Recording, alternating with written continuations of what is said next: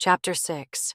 Barbara Lamont, leaving the Fabian offices at 5 o'clock, paused for a minute in the dark outside the revolving door and let the shrill crowd of girls pour past her into the night, going to their buses and subways and trains.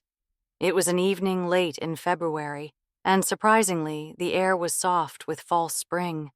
The store windows around Rockefeller Plaza were very bright, and Barbara walked slowly past them, dallying, looking in, imagining that some rich man was going to give her any of their contents she might choose as a gift.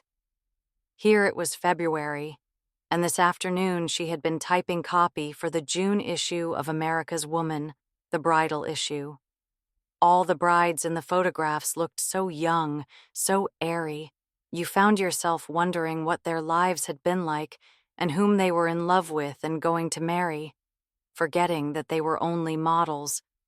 The blonde one on the cover with daisies in her hair and a look in her eyes, like a child on Christmas morning, had just been separated from her husband and had upset the shooting schedule the week before the picture was taken because she was in bed recovering from the results of an abortion. Perhaps that look she wore on her face for the bridal cover was a facsimile of the one she had worn on her own wedding day, and even though things had turned sour for her, she remembered when they were different. Like me, Barbara thought. She had awakened very slowly this morning, with a sense of something she didn't want to remember, and had burrowed underneath the covers like an animal in its cozy lair, until her crib-trapped daughter's screams forced her out of bed. Then she had remembered, and in the remembering had realized that it was not such a dreadful thing after all. Today would have been her wedding anniversary. 3 years, a record, really, for someone as young as she was. Most of the girls she knew at work hadn't ever been married, much less married 3 years. The married girls were the ones she didn't see often anymore, friends of her high school days. She and those old friends called each other on the phone now and then since her divorce, and sometimes the wives would say, "When you have a date, why don't you bring him over one evening?" And she would thank them and never do it. You couldn't take a boy to spend an evening with a young married couple, she had discovered. It would frighten him away. He would feel the trap closing in, even though it was an imaginary one, and he would think she wanted to demonstrate to him the contentment of marriage. She fitted into the married couple conversation so well, she was so used to it, that sometimes in the midst of a discussion of recipes or household problems, I know, men are terrible about holes in socks, she would look up and catch her date, looking at her with an expression that could range anywhere from boredom to panic. She stopped at a bakery on 6th Avenue to buy some honey buns for her mother. On the spur of the moment, she bought some animal-shaped cookies for the baby. She would try to teach Hillary how to say rabbit when she ate the cookie. It would probably leave a more lasting impression on her than a picture of a rabbit in a book. She had been thinking for a while now of changing the baby's name, perhaps to a nickname that the baby could eventually use as her Christian name when she went to school. Barbara had named her Hillary after her husband's mother, who was dead, and at the time, it had seemed a gesture of love. She had never seen his mother, and now she almost never saw him, and the name Hillary had turned into an encumbrance that she wasn't particularly fond of, reminding her of people and a time that had lost their meaning. She was only glad that the baby hadn't been a boy, because she would have named him after his father, and that would have turned into a nuisance.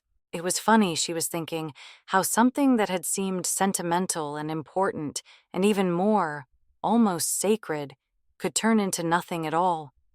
If it had ever occurred to her in the beginning that all her love for this one man and everything they had together that was meaningful was going to disappear and be forgotten, the thought would have broken her heart. Today she was grateful for the flexibility that had allowed her to forget. Mac had been her first date in high school. Her first real date, that is, aside from her classmates who invited her to parties. She was 16 and he was 20. She was a little thrilled at his old age. but when they had spent one evening together, she felt as if she had known him forever. It was love, like in the jukebox songs and the magazine stories and the pajama party gabfests, with birds twittering and pink clouds and no sense at all. She wasn't a very pretty girl. Her features were ordinary, but she was appealing looking, and when she was in love, she felt as if there must be something special about her looks to have won her such a prize as Mac. He was the best-looking boy she had ever seen, and the difference in their ages made her give him credit for more intelligence than he really had. He had just returned from the army in Germany, and next to her classmates, he seemed an experienced world traveler. On their third date, he proposed, and although they kept it a secret from their parents, they considered themselves engaged from that night on. Being engaged, especially secretly engaged, was a strange, exciting state with little touch on reality. Barbara went about her daily routine, study, gym class, homework, sodas with the girls, feeling as if she were in a dream. She was engaged to be married. She was in love. She was floating 30 feet above the ground, and she never stopped to find out what she really felt about things. As soon as she graduated from high school, she and Mac announced their engagement, and in February, they were married and left New York for Ohio State University, where he was finishing college on the GI Bill. She kept house for him there, or kept their room, rather, because it was a dingy little one-room apartment with a convertible sofa and a rickety bridge table that almost always had books and papers and the remains of the previous meal on it. They had only one closet, and the clothes popped out like a jack-in-the-box every time someone opened the door. She was taking courses at a nearby women's college and trying to keep up with her schoolwork and keep a home together all at the same time. When she began to be nauseated in the mornings and often in the afternoons as well, she thought it was because she was still such an inexperienced cook. Mac himself had heartburn most of the time those first 3 months. Then she discovered that her problem wasn't indigestion at all, but something she should have suspected right away. At first she couldn't believe it. It was not that there was anything organically wrong with her, but she simply couldn't believe that she, Barbara Lamont, was capable of doing something as complicated and adult as conceiving a baby. She was going to produce another human being, someone who would eventually go to college and fall in love and get married just as she had done. It was unbelievable. She, who had never even owned a dog, was going to be responsible for a human being for at least the next 15 years. Her disbelief turned to belief and then to fright. She began to look fat and ungainly. She was a plain girl, but her charm was in her neatness and warmth and in a kind of piquancy. How could anyone who looked like a fat spider look piquant? She was ashamed to go to classes, feeling somehow that a girl of 18 ought to look like those other sweatered and skirted freshmen and not like a bloated, heavy-footed matron. The required reading for her courses, which she did faithfully, seemed both an escape and a reminder. She would be lost in the world of a novel by Thomas Mann, and then look up at the sound of a group of college boys and girls laughing and tramping past her window. The apartment was on the first floor, across the street from the campus of Mac's college. The voices outside her window were discussing the class they had just attended, in heated argument that bore just the faintest undercurrent of flirtation and courtship. "Let's have a cup of coffee," she would hear one of the boys say. "Do you have time?" And a girl's voice would answer, "That would be wonderful." Her mood broken, Barbara would look around the room and notice the dust under the sofa bed, the dishes still to be washed, Mac's clothes tossed on the floor to be sent to the laundry or put away. She would get up, heavily and feeling sickish again, and put away her book. As soon as she finished cleaning the apartment, she would have to mess it up again, preparing dinner. It was funny how a one-room apartment looked so dirty if you displaced one or two little things in it. It would be dark outside her window then, and waiting for Mac to come home, she would realize that she missed him terribly, because he was all she had. Neither of them quite knew what was happening to them and to their marriage, or how to prevent it.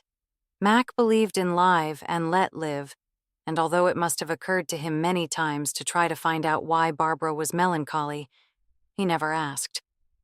On weekends, he took her to beer parties at the rooms of his college friends, and sometimes during the week, he would take her to the campus beer house, where the students raced up and down the aisles, greeting their friends and crowded 6 at a time into narrow booths meant for 4. The smell of the spilled beer and the half-put-out cigarettes made her feel ill. The girls who were out on dates with Mac's friends all looked so slim and carefree, they made her feel twice as self-conscious as before. If she could have had one good thing, a ride in the country on a fresh day, a cleaning woman to clean up their tiny room once and for all, a new dress that was becoming, a close girlfriend to confide in, everything would have been all right. Neither her mother nor Mac's father had enough money to send anything more than rent, and even that was not easy for them. Barbara had been putting off writing her mother about the baby. After a while, when Barbara said she didn't feel like going to the beer house, Mac started going there alone. It was seldom enough that he had a chance to get out, what with studying and then the part-time job he had found as a busboy in the college cafeteria during the summer school. The job was to save money for the hospital bills and the expenses that would come afterward. They needed a larger apartment. As for Barbara, she didn't feel any more as if she were carrying a baby. She felt as if it were a tremendous growth, a tumor, and she wanted nothing so much as to go to the hospital at the end of the 9 months and have it leave her body. Even lovemaking was no longer fun, or even an escape. You had to care about your own body to want to give it to someone you loved, and when you felt that you were an ugly stranger, how could the giving of such a body be anything but embarrassing? Then Barbara went to the hospital to have the baby, and overnight, everything changed. One night she was in pain, screaming and wishing she were home with her mother again, and in the morning she felt for the first time that she was an adult. The first thing she saw when she awoke was her own flat stomach, her sense of identity restored. She was Barbara, of course. How could she have forgotten? The next thing she saw was her baby's round, fuzzy head and its tiny body, so delicate to the touch, a sack of soft white clothing with little limbs wrapped inside. She hadn't had the faintest idea how much she would love her baby until she touched her with her own hands. This was worth it. This was worth everything. How could she have been so childish, so ignorant, not to have realized how much love she had stored up in her own heart? Love came pouring out like an aura in the room, bringing tears to her eyes. She loved the baby. She loved Mac. How much she loved him. She had been ignoring him all these months, poor angel, and he hadn't complained or argued with her ever. She would make it all up to him. She would make him happy. They would have a real home. She came back from the hospital into a 2-room apartment Mac had found. Barbara worked as hard as she had ever worked in her life, thoughts of further education forgotten. She cleaned the house and made the baby's formula and took all Mac's clothes to the cleaners. She polished her nails and went on a diet and read the women's magazines to find new recipes that didn't cost much that Mac might like. At Christmas, they went home for the first time, bringing Hillary.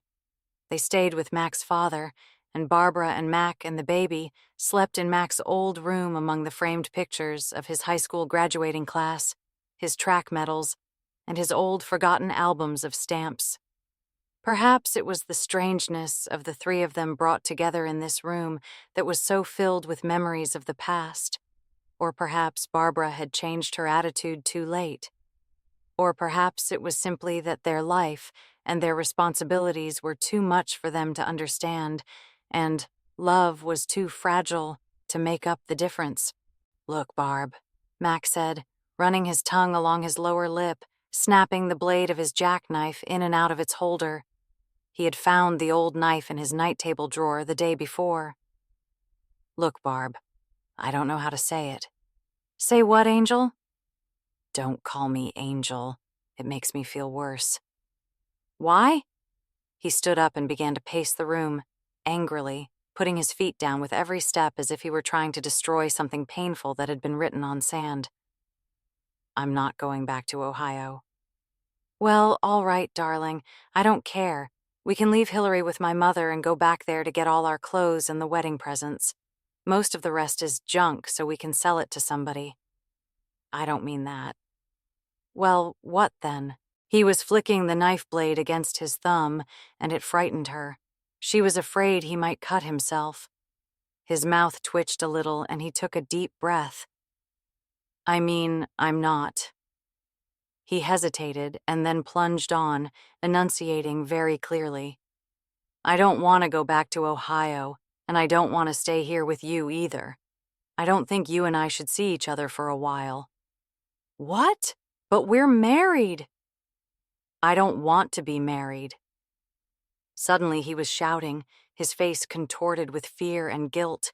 I don't want to be married. We should never have gotten married in the first place. I'm sorry. I'm sorry. They both stared at each other in silence, realizing at last that the words had been said and that they had been true for a long, long time before they had ever been spoken. I'm sorry, he said again, softly. Please don't leave me, Barbara said. I'm doing you a favor. She hadn't meant to cry, but she was crying hysterically, the tears rolling down her face, her hands stiffly at her sides, not uplifted to hide her emotion. Don't leave me, she wept. Don't leave me. I love you. And all the time she was sobbing and crying out to him. At the back of her mind, she knew she would be relieved when he was gone. Oh, baby. He put his arms around her. He patted her hair. I love you, she said again. Oh, God. It's just that we both hate Ohio and that apartment, she said, the words coming out calmer now. We'll come back to New York. You can find a good job. We'll have money. You can finish your credits at NYU. Don't you understand? He said. No, I don't. We're married. We have a child. Even if you don't love me anymore. He was standing with his back to her now, counting out money and putting it on the table. His voice when he spoke was emotionless. I do love you, Barb. I don't know what's wrong with me. Maybe I should see a psychiatrist. Maybe I should never have married anyone in the first place. Maybe you shouldn't have. Or maybe we should never have married each other. He walked past her quickly, avoiding her hand that she stretched out to touch him. I'll send you money, he said, and was gone. The next day, Barbara and Hillary moved downtown to her mother's house. She didn't know where to reach Mac, and the waiting was a nightmare for 2 weeks or so. Then it broke like a fever. She felt strangely relieved and began to wonder what would happen to her now. The next time she saw him was with the lawyer when they got the divorce, and Mac could hardly look at her. Once he looked up, as if he were seeing her for the first time, and said, You look beautiful. I never saw that dress. Thank you, she said politely, as if he were a stranger. Beautiful, he said. Those were the last words they spoke to each other as husband and wife. She was remembering them now, as she often did, as she walked down the last street toward the apartment she shared with her mother and the baby. Yes, she was thinking, I should change the baby's name. Perhaps Barbara would be nice, or I could even name her after my own mother. Who am I kidding? She thought, and unexpectedly her throat closed with pain. I'll never change the baby's name or anything about her. She's the only thing I have left of him. It's too late. All the time I was thinking of myself and feeling confused and weighted down, it never occurred to me that Mac might be feeling the same way. Neither of us understood ourselves or the other person. How could we ever have gotten married? It's like holding hands and jumping off the top of a building. Did we think it was going to be any easier because we were holding hands? And now it's too late. Neither of them had remarried yet, but neither wanted to see the other again. They met once a month when Mac came to see Hillary. They would talk about the baby until they could think of nothing else to say about her, and then they would make small talk, and then he would leave. Whenever he had just left, Barbara would miss him, and yet she knew it was not Mac himself that she felt the loss of. It was something else, something intangible. A different life, a happiness they had had only for such a short time, a second chance neither of them wanted to take, a childhood that had turned abruptly into womanhood without the time in between, a time in between that had been restored to her now that she was too changed and serious. As she walked up the stairs to her apartment, Barbara began to feel trapped. She called her apartment the House of Women because it so conspicuously lacked a man's touch anywhere. Her mother, a widow. Herself, divorced. Hilary, well, it would be a little girl just to round out the sewing circle, and as for the neighbors, well, there were the two middle-aged men who lived together in a 1.5 down the hall and looked more like nice old ladies than men. In fact, one of her dates had said once that they probably live in the 1.5 because it made it easier for them to chase each other. And there was the strange, studious young man who lived next door with his crippled mother. Once Barbara had been alone with him in the elevator, and he had stared at her with such animosity that it frightened her. And then there was April Morrison. At least April was normal, and what a relief it was to hear her reassuring Colorado twang and her amusing little faux pas that threw her into confusion when she realized what she had said or done. And as for herself, she was on her way to another evening in front of the television set, waiting for it to be late enough to go to bed, and she had thought marriage was boring. The blare of the television set greeted her through the thin front door of her apartment. Barbara let herself in with her key and put her packages on the dinette table. Her mother was sitting in front of the television set in an armchair, dressed in a long, quilted bathrobe.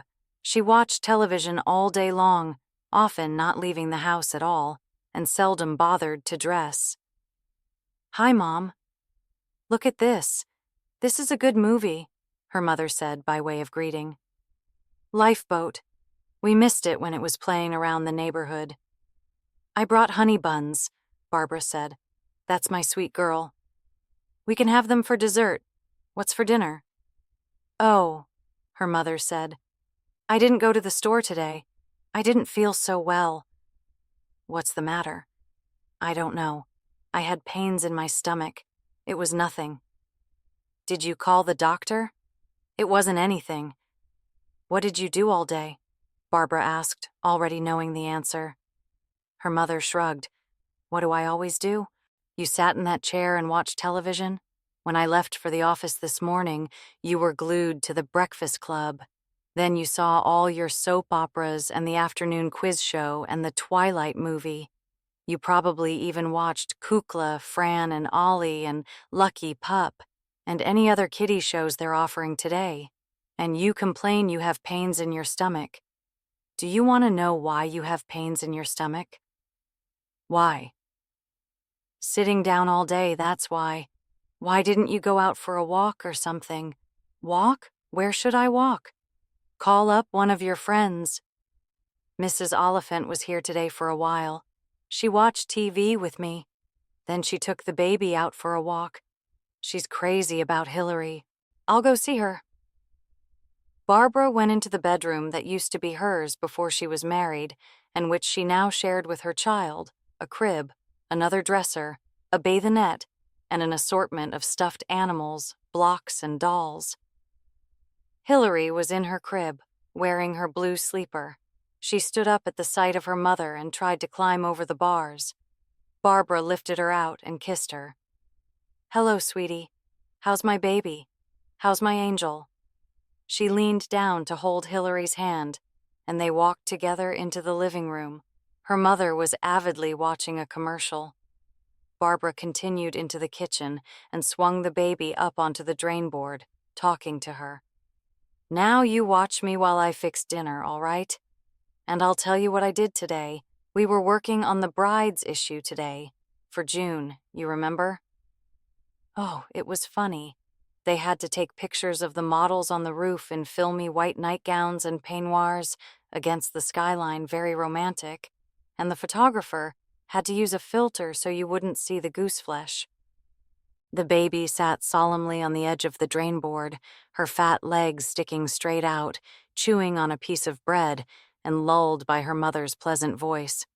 "Well, I guess we'll have to have canned ravioli again tonight. There's nothing else since Nana didn't go to the store. You like ravioli, don't you, Angel? You know, I think I'm going to get another raise in June. I put in for one. My boss said I'm the only girl in the office who has the nerve to ask for her summer raise a month after she got her New Year's one, but she was smiling when she said it, so I know she thinks the one I got last month was too small. It was a joke. You know that. $5 a month. Did you ever figure out what that is a week?" The baby, comforted by the security of the voice she knew so well and the words she did not understand, curled up on the drain board and fell asleep, her thumb in her mouth. Her piece of bread, damp and chewed, fell to the floor. Barbara looked at her and shrugged, smiling lovingly. She picked up the child in her arms and carried her to the crib. In the living room, her mother, wreathed in cigarette smoke, was still watching television. Barbara went back to the kitchen and began to open cans, listening to the muted sounds of voices from the other room. Voices that couldn't answer, speaking to a woman who had, for some reason, given up caring whether she had anyone to speak to or not. Barbara heard the sound of the kitchen clock ticking, the click of a spoon on the edge of a pot. She heard a voice inside her head speaking, and knew it was her own voice speaking to herself. "Talk to me," it said. "Talk to me." "I'd love to," she said aloud. "Nobody in this house ever talks to me," the voice said. "I know," Barbara answered. "Me neither." "I bet Mother had a fine talk with Mrs. Oliphant this afternoon," the voice said. "Mrs. Oliphant probably said, 'It's a shame Barbara hasn't remarried. Such a nice girl.'" "Oh," Mother answered. "It's not for lack of being asked. She just isn't interested right now. She'll choose when she's in the mood for it." "Oh, I'm sure," Mrs. Oliphant said. "I'm sure." "Dozens of suitors," Barbara said. "All of them proposing. In a pig's eye, they are." "And then Mrs. Oliphant went away and met one of her friends," the voice went on, "and the friend said, 'How's Barbara?' And Mrs. Oliphant said, 'I don't think she's so happy. I'll bet she's sorry now that she tossed away that nice Mac Lamont. I'll bet she'd like to have him back.'" "I can just hear her," Barbara said. "And would you?" asked the voice. "Would you like to have him back?" "Stop bothering me," Barbara said. "Would you?" Number I just want ... Someone to talk to. Someone to talk to me. Someone to care about. And I'll find him, so you butt out and you shut up. I'll find him, you'll see. It'll be sooner than you think. "To borrow your own gentle phrasing," the voice said. "In a pig's eye you will."